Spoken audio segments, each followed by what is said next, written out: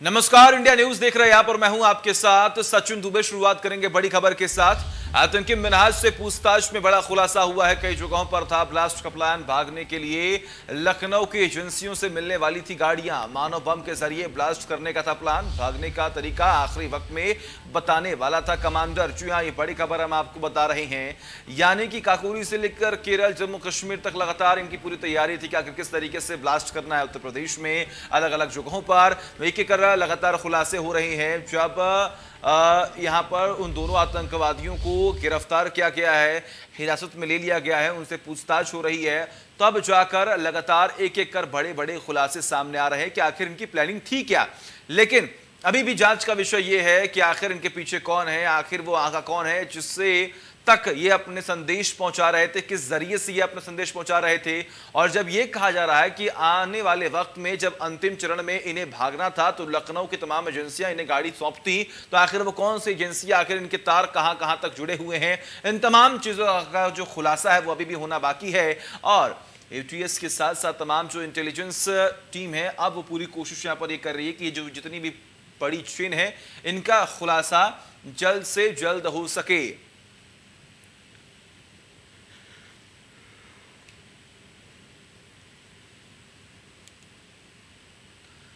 तो लगातार एक एक कर तमाम बड़े खुलासे हो रहे हैं दिन प्रतिदिन।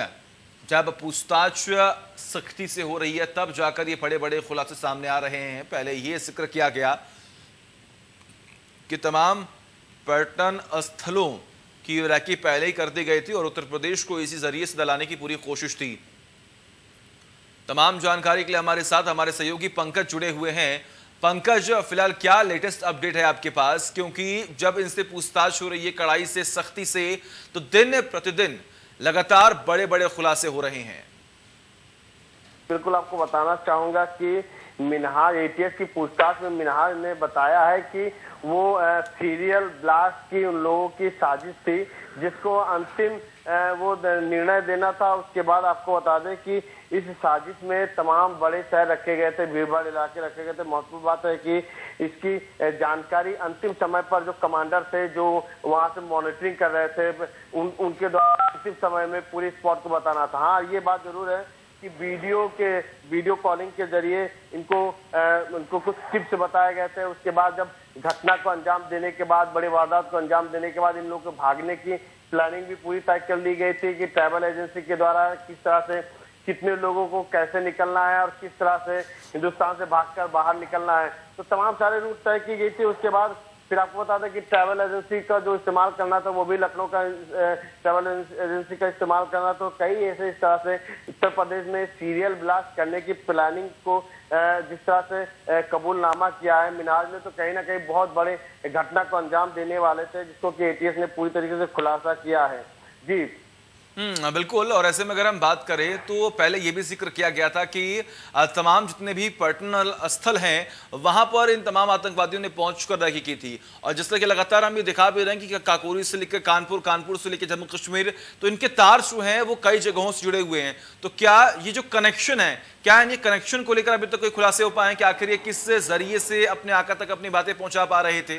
जी बिल्कुल, आपको बता दें कि मिनहाज और मिराज की जो ऊपर से इनको निर्देश मिल रहे थे। आपको बता दें कि इन लोगों ने पूरी तरीके से रोड मैप तैयार कर लिया था कि ब्लास्ट करने के बाद उनको किस ट्रैवल का इस्तेमाल करना है और किस शहर से, किस रास्ते से कहां पर पहुंचना है। सबसे महत्वपूर्ण बात है कि जो इस घटना को अंजाम देने की इन लोगों ने साजिश रखी थी, उसे मानव बम का भी इस्तेमाल करने की बात इन्होंने कबूल की है कि मानव बम का भी इस्तेमाल किया जाएगा।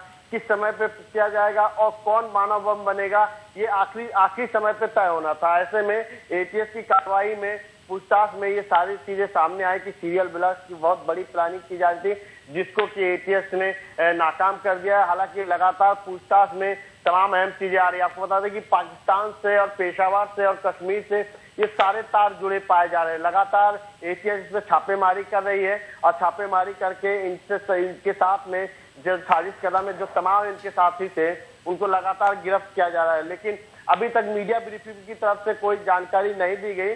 लेकिन ये जरूर है कि सूत्रों के हवाले से कि लगातार छापेमारी की जा रही है और पूछताछ में तो अब तमाम बड़े खुलासे हो रहे हैं। आपको बता दें कि ये लोग मंदिर स्थल सहित तमाम जो भीड़ भाड़ इलाके हैं इसमें ये लोग सीरियल ब्लास्ट की इन्होंने प्लानिंग की थी और सीरियल ब्लास्ट में जो मानव बम का इन लोग इस्तेमाल करने वाले थे, लेकिन अंतिम समय में इनको जो कमांडर थे उनको अंतिम समय में बताना था कि ठीक है। बिल्कुल बहुत बहुत शुक्रिया आपका तमाम जानकारी के लिए। लगातार नजर आप बनाए रखिए, तमाम अपडेट्स हम आपसे लेते रहेंगे। आगे बढ़ते हैं, एक और बड़ी खबर का रुख कर लेते हैं कि प्रदेश प्रभारी प्रियंका गांधी वाड्रा आज से 3 दिवसीय दौरे पर लखनऊ पहुंच रही हैं। जी हां, लखनऊ प्रवास के दौरान वे पार्टी मुख्यालय पर प्रदेश कार्यकारिणी पदाधिकारियों और जिला शहर अध्यक्षों के साथ बैठक करेगी। प्रियंका विधानसभा चुनाव की तैयारियों को लेकर पार्टी नेताओं से बातचीत भी करेंगी। प्रदेश कांग्रेस कमेटी मीडिया विभाग के संयोजक अशोक सिंह ने बताया कि प्रियंका दोपहर 12 बजे दिल्ली से लखनऊ पहुंचेंगी और एयरपोर्ट से वे आलमबाग, चारबाग, केकसी और बर्लिंगटन चौराहा, बापू भवन, विधान भवन होते हुए जीपीयू पर राष्ट्रपिता महात्मा गांधी की प्रतिमा पर माल्यार्पण करेंगी। माल्यार्पण के बाद वे प्रदेश कांग्रेस मुख्यालय पहुंचेंगी। कलामिट्री और रायबरेली के ब्लॉक कांग्रेस अध्यक्षों से मुलाकात करेंगी। इसके साथ ही प्रतियोगी छात्रों, बेरोजगार मंच के पदाधिकारियों के साथ भर्ती घोटाले और रुकी हुई भर्तियों के संबंध में बैठक करेगी। इसके अलावा वे कुछ अन्य लोगों से भी मिलकर चुनावी तैयारियों पर भी चर्चा करेंगी।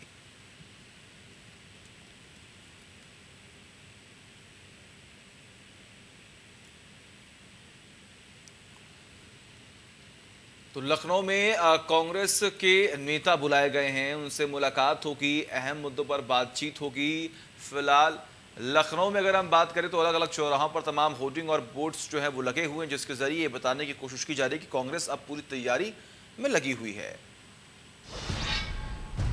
2022 विधानसभा चुनाव के लिए उत्तर प्रदेश की सियासत अब गरमाने लगी है। प्रियंका गांधी आज से 3 दिवसीय उत्तर प्रदेश दौरे पर रहेंगी और तमाम मुद्दे को लेकर चर्चा करेंगी, बैठक करेंगी, बातचीत करेंगी। बैठक में चुनावों को लेकर अहम जो चर्चाएं हैं वो हो सकती हैं। हमारे सहयोगी ने इसका जायजा लिया है, देखिए रिपोर्ट। इस समय मैं राजधानी लखनऊ के कांग्रेस कार्यालय पे खड़ा हुआ हूं और आप देख सकते हैं कि किस तरह से कांग्रेस कार्यालय को सजाया गया है।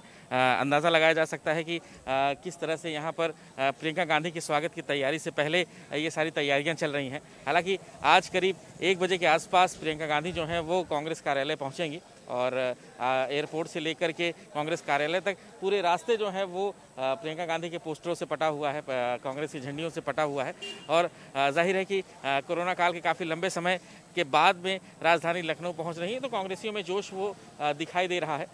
पूरे कार्यक्रम की अगर हम बात करें तो पूरे 3 दिन तक वो यहाँ पर रहने वाले हैं और 3 दिवसीय पूरे कार्यक्रम के दौरान आज वो कई सारे लोगों के साथ बैठक भी करेंगी, कई सारे लोगों के साथ उनका पूरा कार्यक्रम तय है। करीब 2:30 बजे के आसपास वो एक प्रेस कॉन्फ्रेंस भी करने वाली है और माना जा रहा है कि उस प्रेस कॉन्फ्रेंस में एक बार फिर से योगी सरकार, भाजपा सरकार के ऊपर हमलावर वो हो सकती हैं। हालांकि कल भी पूरे दिन भर बैठकों का कार्यक्रम है, जो भी पदाधिकारी हैं, जो भी संगठन है उनके साथ उनकी पूरे दिन भर बैठक होने वाली है और परसों भी बैठक करने के बाद वो सीधे दिल्ली के लिए रवाना हो जाएंगे। तो इन 3 दिवसीय कार्यक्रम के दौरान पूरी तरह से कांग्रेसी जो हैं वो जोश में दिखाई दे रहे हैं और पूरा कांग्रेस कार्यालय जिस तरह से सजा हुआ है उनके जोश को देखते बनता है। और इस पूरे कार्यक्रम के दौरान ये माना जा रहा है कि 2022 की चुनावी तैयारियों को लेकर के अपने कार्यकर्ताओं में जोश भरने के लिए प्रियंका गांधी राजधानी लखनऊ पहुंच रही हैं।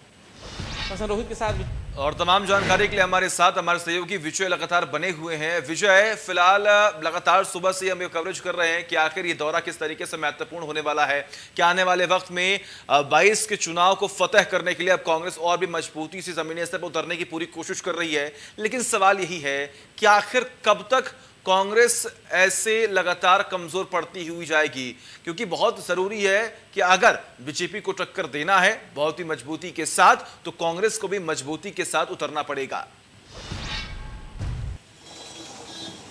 बिल्कुल सही कहा आपने और ये सवाल भी मैंने कांग्रेस के वरिष्ठ नेता प्रमोद तिवारी जी से जब लिया था तो उनका जवाब यही था कि पिछला रिकॉर्ड कैसा भी रहा हो कांग्रेस का, लेकिन 2022 में कांग्रेस जो है वो अच्छा प्रदर्शन करने वाली है। लेकिन आज प्रियंका गांधी के दौरे को लेकर के कांग्रेसी जोश में है और कांग्रेसियों का जोश देखने बनता है, क्योंकि जाहिर है कि एक लंबे कोरोना काल के बाद यहाँ पर पहुंचे हुए मेरे साथ इसमें कांग्रेसी नेता जगन्नाथ दुबे जी भी हैं। इनसे भी मैं बातचीत करता हूँ कि प्रियंका जी के आने को लेकर के किस तरह से इनके अंदर जोश है और क्या सोचते हैं कांग्रेस को लेकर के। क्या लग रहा है, प्रियंका जी पहुंचने वाली हैं, हालांकि अभी करीब 19 समय है, 1 बजे के बाद पहुंचेंगे, लेकिन तैयारियों में पूरा कांग्रेस जुटा हुआ मैं देख रहा हूं। ये अच्छी बात है कि आदरणीय श्रीमती प्रियंका गांधी जी आ रही हैं और उत्तर प्रदेश यानी पूरे देश के लोगों में उनको लेकर भारी उत्साह है और मुझे पूरा यकीन है, मुझे पूरा विश्वास है कि इनको नेतृत्व में कांग्रेस बहुत आगे बढ़ेगी और देश को, इस समाज को, इस प्रदेश को सांप्रदायिक शक्तियों से छुटकारा मिलेगा। हालांकि ये बात तो मैंने प्रमोद जी से भी पूछा था, तो उन्होंने कहा था भाई पिछला रिकॉर्ड कैसा भी हो, लेकिन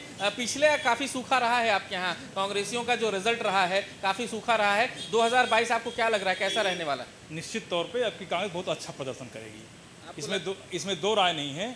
आपकी बहुत से लोग हमारे यहाँ आएंगे और मैं इनके नेतृत्व में, इनके कुशल निर्देशन में कांग्रेस उत्तर प्रदेश सरकार बनाने जा रही है। उत्तर प्रदेश में सरकार बनाने जा रही है, बिल्कुल। मतलब जो कांग्रेसियों का जोश है आप देख सकते हैं किस तरह का है, यानी पूरी तैयारियां। मैं एक बार सजावट आपको दिखाऊंगा कि दूर दूर तक आपको सड़कों पर सिर्फ और सिर्फ प्रियंका गांधी के पोस्टर्स ही आपको दिखाई देंगे। और ये पोस्टर सिर्फ इसी रोड पर नहीं है, आपको बता दें कि ये अमौसी एयरपोर्ट से लेकर के आपको बता दें आलमबाग, इसके अलावा चारबाग, इसके साथ साथ में बलिंगटन चौराहा, हुसैनगंज चौराहा, हजरतगंज चौराहा, गांधी प्रतिमा, कांग्रेस कार्यालय, यानी हर जगह ये पोस्टर्स लगे हुए हैं, हर जगह बैनर लगाए गए हैं। और ये पोस्टर दूर दूर तक, यानी सड़कों के ओर छोर तक ये पूरा दिखाई दे रहे हैं। हालांकि ये पूरा 3 दिवसीय दौरा रहने वाला है। करीब 1 बजे के आसपास जो जानकारी मिल रही है कि उनका प्लेन जो है वो एयरपोर्ट पहुंचेगा और उसके बाद फिर वो वहां से सीधे इन सड़कों से होते हुए पहुंचेंगी और करीब वो 2 बजे के आसपास जीपीओ पहुंचेंगे और वहां से सीधे कांग्रेस कार्यालय पहुंचेंगे। सबसे पहले जीपीओ पे उनका जो कार्यक्रम है वो गांधी प्रतिमा पर है, जहां पर उन्हें महात्मा गांधी की मूर्ति पर पुष्पांजलि अर्पित करेंगे और वहां से सीधे वो कांग्रेस कार्यालय पहुंचेंगी, जहां पर 2:30 बजे उनकी प्रेस कॉन्फ्रेंस है मीडिया कर्मियों के साथ में। जो सूत्र मेरे बता रहे हैं, जो जानकारी मिल रही है कि महंगाई को लेकर के यहाँ पर ये पूरी प्रेस कॉन्फ्रेंस होने वाली है, बेरोजगारी और तमाम इश्यूज को लेकर के एक बार फिर से भाजपा सरकार को घेरने की तैयारी में है। और आज की प्रेस कॉन्फ्रेंस यही रहने वाली है, जिसे प्रियंका गांधी खुद संबोधित करेंगी। हालांकि ये जानकारी कि इसके बाद उनकी बैठकें जो हैं वो लगातार शाम 7 बजे तक होने वाली है, लगातार उनकी बैठकें चलेंगी और कल भी पूरे दिन भर सुबह 11 बजे से लेकर के शाम 7 बजे तक बैठकें रहेंगी। हालांकि रविवार को उनके जाने का ठीक है, बिल्कुल ठीक है। विषय लगातार बने रहिए आप हमारे साथ, तमाम अपडेट्स हम आपसे लेते रहेंगे।